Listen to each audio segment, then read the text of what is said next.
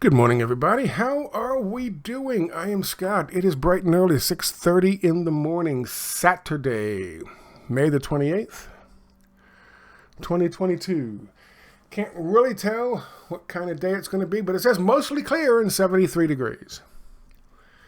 Down here in Tampa, Florida. Not as prepared for class as I would like to be.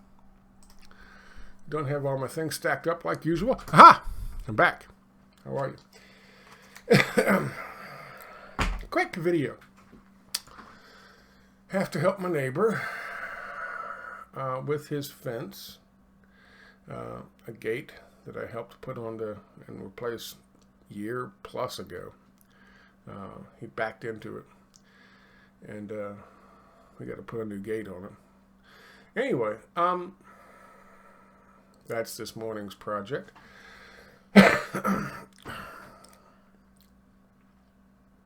Couple things to talk about. I saw this yesterday evening developing, and I was in the process of uploading a bunch of stuff to BitChute and my YouTube channel. And so I couldn't make a fourth video yesterday. I'd done 4 the day before and 3 the day before. I'm just tired. So I put it off till this morning. They have a fall guy in Uvalde at the Robb Elementary School shooting. They have a fall guy, as I predicted they would. They have a fall guy, and believe it or not, as I predicted, he's already got another job. He's failing up. Swear to God, he's failing up. We'll talk about that in a second. But first, I want to talk about this grandstanding coach from the San Francisco Giants. Where is he? There he is. Gabe Kepler. Woohoo! He's grandstanding. Let me tell you something, man. This is fucked. So Gabe Kepler is going to come out, and I'll play for you in a second what he says. He says, I don't plan on coming out for the anthem going forward until I feel better about the direction of our country, says Gabe Kepler. I don't feel comfortable. He don't feel comfortable. Motherfucker. San Francisco Giants.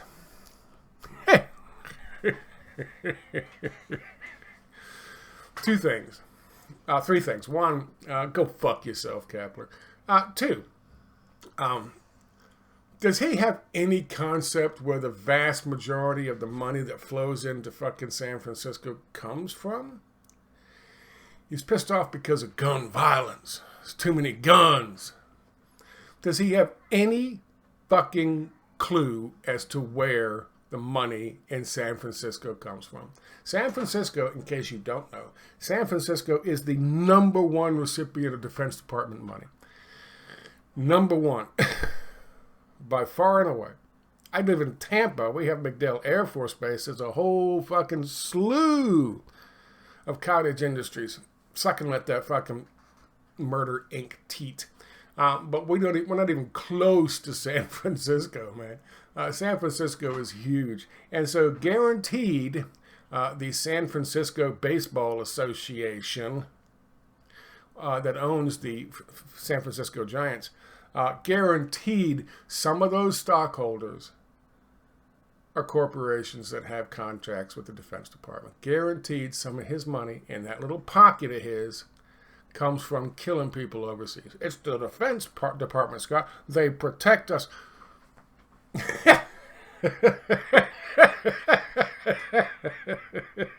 You see that right there? That was my father's. He did life in the Navy, and then he did life plus because he did 15 more years as a contractor working for different places for different things for the Department of the Navy. Things like setting up shops to build torpedoes. And I laugh because he would have laughed at that fucking concept. It's all about defense. Ask Smedley Butler what that is. If it's all about defense. And he said that shit in 1930s.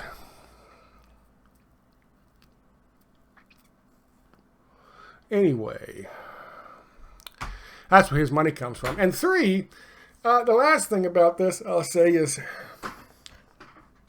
poor Colin Kaepernick.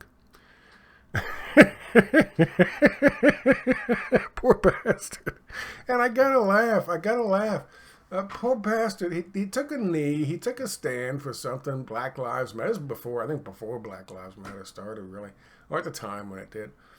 Because he wasn't, he didn't like the fact that cops were beating on the heads of fucking black people. And they beat on the heads of everybody. When I was fucking 19 years old. A friend of mine, Gary Green, who was a local, wasn't in college. I was in college at Harrisonburg. He used to drive around this fucking E-Type Jaguar in 1966 because he had bought pieces of it from junkyards and different ones and put them all together. And cops took him out of the fucking car one day and bashed his fucking face, put a scar on his fucking forehead right here as they helped him get into the car. It's not all about fucking race. However, that's what he thought he was doing. Turns out he pissed off so many fucking people who couldn't stand to fucking have politics injected into their Sunday football session. They turned on fucking football. It took a long time. ESPN changed completely because of this. Still, to this day. And ESPN's numbers are continuing to fucking drop. I mean, that single knee. Well, he wasn't the only one. There was another guy, I think, in Seattle who did the same fucking thing at the same time, and then a bunch got into it. But it was always his name associated with it. And so finally, things have started to turn around. People are starting to come back. I know in Tampa, nobody was going to go to fucking football games. No one really cared. The attendance was down. Tom Brady. And then all of a sudden, they won a Super Bowl. Oh, my God, they're back. I'm going off on a rant because there's a reason. It's Colin Kaepernick. I bring him up because the poor bastard couldn't get seen by a single fucking team because everyone knew, every owner knew that if you bring him in, the locker room will love him. The locker room will unite behind him. And the press will probably treat him like with kid gloves and be very nice to him. He wasn't a bad quarterback. He played for San Francisco 49ers. But he got a deal. He finally, after all these years, got a fucking appointment next week to go and do a fucking tryout with the Las Vegas Raiders. And if any family, in terms of owners, is going to give this guy a shot, it's going to be that family. They're decent people, from what I understand. And their history proves it. And from San Francisco. Unbelievable. So now, all these people who aren't watching football, now they're watching baseball. It's just a pastime. They enjoy the baseball. They enjoy the game. And now it's going to be a fucking political goddamn football to kick around again, and people not coming out, and commentators talking and people not coming out. And now it's going to be, oh my God, we got to change here in America, and you got to give up your guns and blah, blah, blah, blah, blah. So these poor bastards just finally got back into football and enjoy sitting there having a beer after a fucking hard work week, dealing with the kids, dealing with the house, dealing with the inflation, dealing with gas prices. All they got's a little fucking baseball, and now they're going to have this shit. And Colin Kaepernick is sitting there saying, you couldn't wait half a fucking week for me to have a tryout and get signed by Las Vegas before bringing all this shit back up, you motherfucker. And the guy's from a San Francisco team, just like Colin was.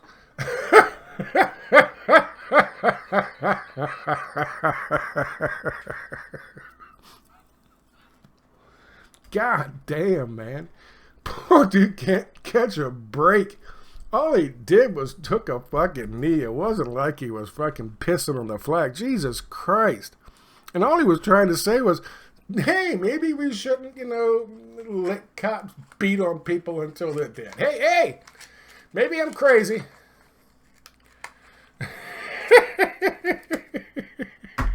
I have a dream.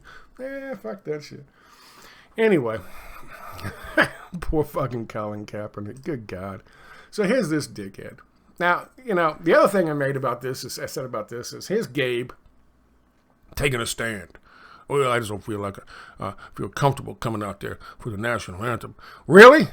You feel comfortable cashing those goddamn checks? Do you feel comfortable cashing those checks? You feel comfortable living in your gated community in the wealthiest goddamn fucking city in the country? You feel comfortable with that? Because that's what you're doing. And I guarantee you, those guards who protect your gated community, they don't drive around and they don't sit in those little fucking shacks as people drive up to get through, checking IDs, with a salami sandwich taped to the side of their fucking leg. You know what they got? They got guns, motherfucker. And you pay for them to be there with fucking guns. Another goddamn virtue signaling candidate of the year. Woohoo! A multi-millionaire taking a stand for us peons. How about you know, the Shut the Fuck Up Award? We'll just do a Shut the Fuck Up Award every year. It'll come out right after the Grifter of the Year Award. We'll do the Shut the Fuck Up Award. How about that? Why don't we do that? Okay. Let's talk about what we came here to talk about. And that is this gentleman. Peter Arredondo. I heard that they had now assigned blame. In previous videos, I told you, we need to know who the fuck it was who gave the stand down order. They've decided they're going to hand over this guy. Listen to me. Listen to me. When I told you yesterday that the normies had had enough with this shit, and I compared it to what happened in Vegas, I'm not lying to you. That's insider. The 12 times Texas police have changed their story of what happened during the school shooting that left 19 children dead. 12 times they changed the story already in 4 days. And today is the 4th day, and it just started. Police initially said the gunman was in custody. At 1 o'clock that afternoon, they said he was in custody. They killed him. Nobody actually confronted the gunman before he went in. What about that whole shooting outside the school? Police arrived on the scene quickly, but backed off for more than an hour. Why didn't cops stop the Texas school shooter? Yesterday's video, I asked several of these questions. Yesterday's videos. Who told the officers to stand down and why? That's a question that I've been asking for a couple days now. And of course, why didn't they fucking snipe him? There's windows right here on this side, and I proved that with this video. So why didn't they snipe him? Why? He's going to be the only one standing. The other kids aren't running. The kids in there aren't walking around, milling about in the room. He'll be the only one dressed, wearing fucking flak jackets. I'm sure the kids don't wear flak jackets to school these days. You never know, they might. But I'm guessing not. And you have windows.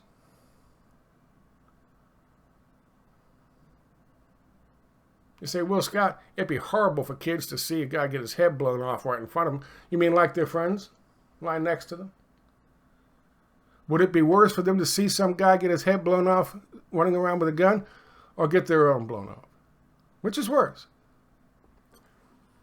Why didn't they fucking take him out? Good question. People have had it. And they're asking the same question I asked. Who told him to stand down and why? It's almost like these fuckers are watching my goddamn BitChute channel. Well, they answered the question. It's that guy. Peter Arredondo. from Mike Singleton. This is Pete Arredondo, the Uvalde School District Police Chief, who ordered 19 officers outside the classroom to stand down for an hour waiting for a backup and a key. Arredondo only oversees 4 school cops. Police experts said the cops should have ignored him and breached the door. No fucking shit. Now, remember I told you that they always find a way to make sure these people are taken care of? Police chief who delayed tactical response to shooting that killed 21 people will join the Uvalde City Council. Yeah, of course, because he's earned it. Of course he's earned it. Listen to this. Peter Arredondo, the school district police chief, whose orders reportedly delayed response to the shooting at Robb Elementary School, which killed 21, will join the Uvalde City Council, NBC reported. Arredondo was elected to the Uvalde City Council 3 weeks ago, earning nearly 70% of the vote, according to Uvalde Leader News. Though the Uvalde Police Department has since changed its story about what happened during the shooting at least 12 times, a Friday statement by Director of Texas Department of Public Safety, Stephen McCraw, indicated Arredondo's orders delayed police response to the incident. He was, by the way, in charge of a police force of 5 people. One of which was him. And you mean to tell me, hang on a second. Hang on a second. I'm going to go into pics now. Be careful what you look at. Don't open your eyes. Wait a minute. I'll never know what kind of pics I'll pull out. You never fucking know.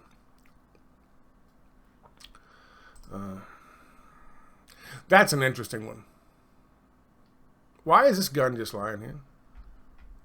This is obviously taken by a fucking... Why is the gun broken and all old and looking like it's a fucking prop? I don't know. That's an interesting one. But there it is. You mean to tell me that these motherfuckers right here were being fucking commanded by a guy who's normally in charge of 4 people? A guy who has, quote-unquote, various jobs at the Uvalde Police Department. Like what? Like what? What job did he have? If he was an officer at the Uvalde Police Department, they would say so. If he was tactical at Uvalde Police Department, they would say so. They said he had various jobs at the Uvalde Police Department. Before getting this job, he actually got one at Fort Lauderdale or someplace where he did the exact same thing. He was in charge of a school police force of about 4 people. You mean to tell me he was telling those people what to do? You mean to tell me he was telling these people what to do? I don't believe that for a minute. And you shouldn't either. He's just a fucking fall guy. He's a patsy. And somewhere in one of these 2 articles, it mentions the fact that he was police chief of a 4-person fucking team. I'm sorry, 6 people. It's the 6-officer police force in 8 schools. And of course, he's one of them. No. Sorry. Don't buy it. Bullshit. Also, I want to toss this out there just for the record. Everybody I've seen so far come to the microphone and talk about this shit in a position of authority. Now, maybe I've missed something. I'm sure I've missed a lot. Has been a white dude. And now, who's getting tossed under the bus? I mean, I hate to point this out, but you kind of have to. If you really believe that what amounts to a rent-a-cop, what amounts to a mall cop, was ordering tactical teams and SWAT teams from Uvalde City. You're an idiot. I'm sorry, but you are.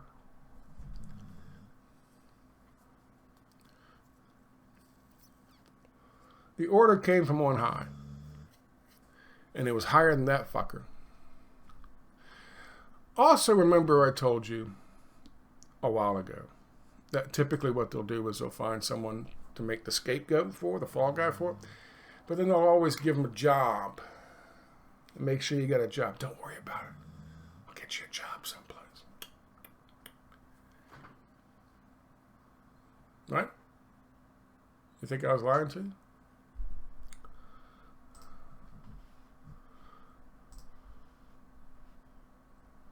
How the fuck is that up? Fucking commercials. Parkland sheriff gets a job reviewing red light tickets. That's right, Scott Israel. I covered Scott Israel back in the day. I thought that guy should be fired and arrested. That guy was fucking changing the story just like these guys are. Just like what happened in Vegas. Just like what happened in Columbine. Changing the story. Just like what happened to Waco. Changing the fucking story. Just like what happened on Ruby Ridge. Changing the fucking story over and over again. And he ends up being removed by the governor. Well, he got a job. Former South Florida sheriff who was removed from office by governor because of his agency's response to the Parkland school shooting that left 17 people dead has found a new job reviewing footage of red light cameras.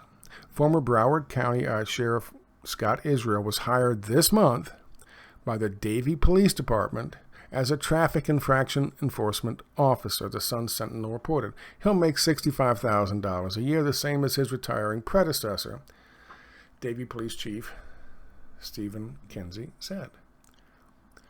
The full-time job involves Israel reviewing the city's 5 red light cameras, 5, count them, 5, and appearing in court if anyone challenges a ticket. The job was posted for 2 days in early May. 3 people applied and only Israel was interviewed. According to the Florida Division of Highway Safety and Motor Vehicles, 6,570 tickets were issued through Davie's red light cameras program from July 19th to June 2020, the last fiscal year. They're all reviewed. They're all sent by computer. They're all done by AI, and they all get zapped over there. And only if someone challenges him does he have to fucking respond. And most times they don't respond. If you challenge, a lot of times they'll just say, yeah, fuck it. If he's on the back nine somewhere, doesn't want to fuck with it, just fuck it. Who cares? Look at all that money they're generating. 6,700 fucking red light camera tickets in 1 year. At what, $70 a ticket? Yeah. And that's what we're talking about. And remember, I also told you, didn't I? That they just go 1-2 fucking counties over. Swear to God, I didn't know anything about his fucking job now. I just found this morning or yesterday when I was researching this, long after I made the video. But he's in Davie County now. He's former Broward County.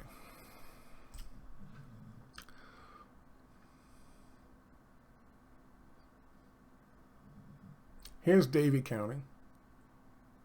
And this up here, boys and girls, is Parkland. Davie County, Parkland.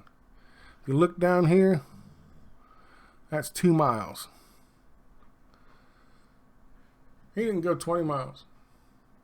He's still living in the same fucking house. And his actions cost the lives of 17 people. And they got him a nice, cushy job, no-show job, down here in Davie County. Even closer to Hollywood and Fort Lauderdale. How nice. He'll spend most of his fucking days on a golf course someplace while he's at work, supposedly. Checking fucking traffic light cam images from his fucking iPad, sipping on margaritas.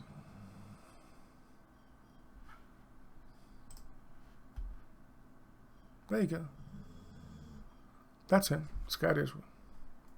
Remember him? Remember how I tore him a new one? Back in the day. If you think these people took orders from a mall cop when children's lives were at stake, you're an idiot. They obviously did not.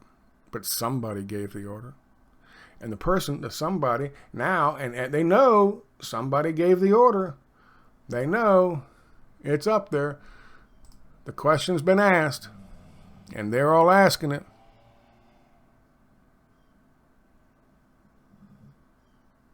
So they toss a Hispanic man under the fucking bus. A bunch of fucking white dudes toss a Hispanic man under the bus.